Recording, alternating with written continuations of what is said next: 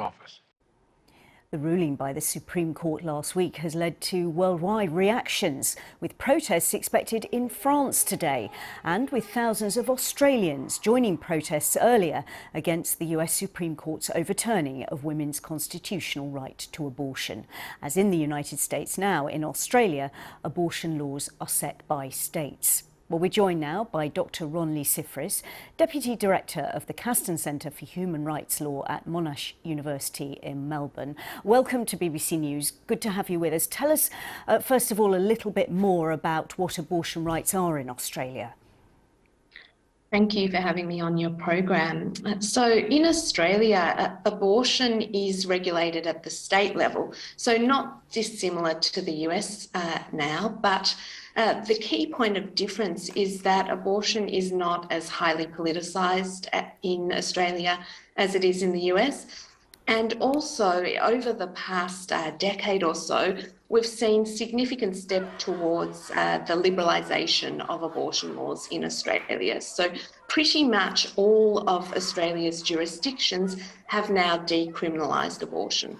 Yet we've seen these protests. So what has the reaction in Australia been to the US Supreme Court decision?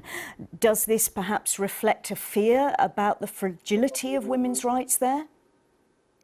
Yeah, so I think the motivation for the protests is really twofold. First of all, as you mentioned, there is a sense that just as we have progressed and liberalised our abortion laws, so too we could just as quickly regress and recriminalise abortion. So there is a sense that Australians must remain constantly vigilant to make sure that we don't see the clock wound back to a place where abortion is once again a crime.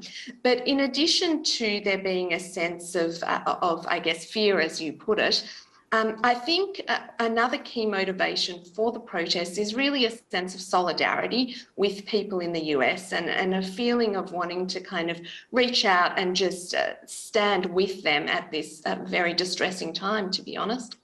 Tell us a little bit more, if you would, about what women's experience of trying to access an abortion in Australia is like. Yes, so thankfully, Australia generally has fairly liberal abortion laws, although because it's regulated at the state level, there are differences between the jurisdictions.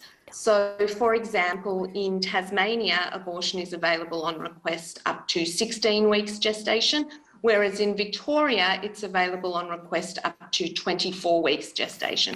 So that's quite a big difference. And what we have seen as was alluded to in the Joe Biden speech that you played just before, we have seen people travelling across state lines where necessary to access abortion in more liberal jurisdictions. So that does still exist here in Australia, though obviously not to the extent that it will exist in the US now that Roe V Wade has been overturned.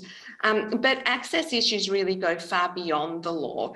And even though Australian laws are by and large quite progressive, there are still access issues in the form, for example, of financial obstacles to access. So most abortions in Australia are provided at the private level rather than at the public level, which renders them unaffordable for many women, to be honest. And then we also have a kind of urban versus rural divide. So if you live in a big city like Melbourne or Sydney, it's fairly easy to access abortion. But if you live in a rural area, it can be a lot more challenging, particularly if there's only one doctor in town and maybe that doctor has a conscientious objection to abortion. Dr. Ronli Sifris, really interesting to hear your thoughts and insights. Thanks for joining us on BBC News. Thank you very much for having me. There are now fears that in states limiting abortion, police could try